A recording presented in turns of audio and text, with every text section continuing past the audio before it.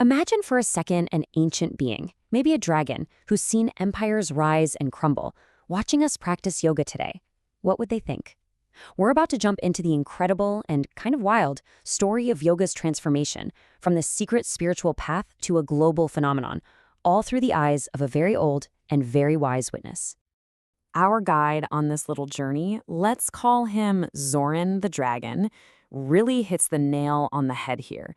He's seen it all. The switch from caves to fancy studios, from sacred chants to curated Spotify playlists. But here's the kicker. He insists that the real essence, that inner fire of yoga, is still there. You just have to look for it. So yeah, we're going to take that dragon's perspective. We're going to explore this strange and fascinating journey of how a secret, whispered from teacher to student, became this massive spectacle you see on, every street corner. And let me tell you, it's a story full of twists and turns. To really get where yoga is now, we have to go back, way back, to the beginning, to see what it was really all about and who it was even for. A lot of what we see today traces its roots back to Hatha Yoga. But here's the thing, its original goal, as laid out by the sage Svatmarama, had nothing to do with getting a six-pack. It was a serious spiritual technology. Its whole purpose was liberation and awakening this incredibly powerful inner energy they called Kundalini. And this original path was intense, seriously. It was spread by a group called the Knots and was treated like this closely guarded secret. The goal was 100% spiritual, and the practices, they were unbelievably rigorous. We're talking about things like the bat penance, which literally involved hanging upside down for a long, long time. Yeah, a far cry from a gentle Sunday flow class, right?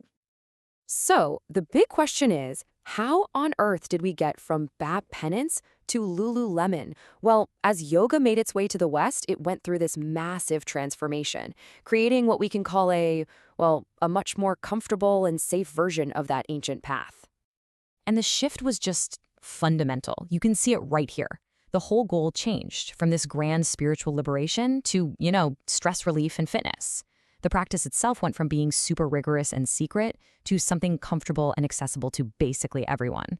And the focus? It completely flipped from these deep internal practices to the physical postures, the asanas, that we all recognize today.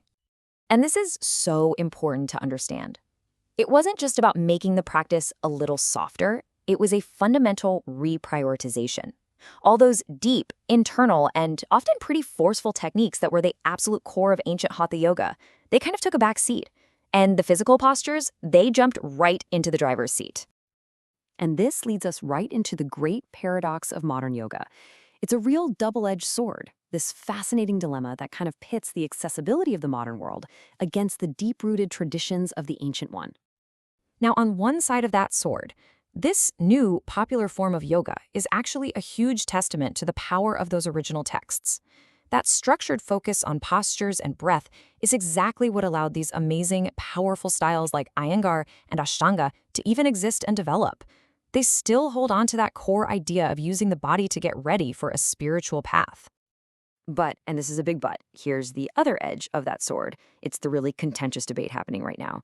Yoga has become a multi-billion-dollar industry, which runs the risk of watering down its true essence, focusing more on profit than on philosophy. And this has led to really serious criticisms of cultural appropriation, where sometimes the deep South Asian roots of the practice get ignored for a slicker, more Western, commercial package.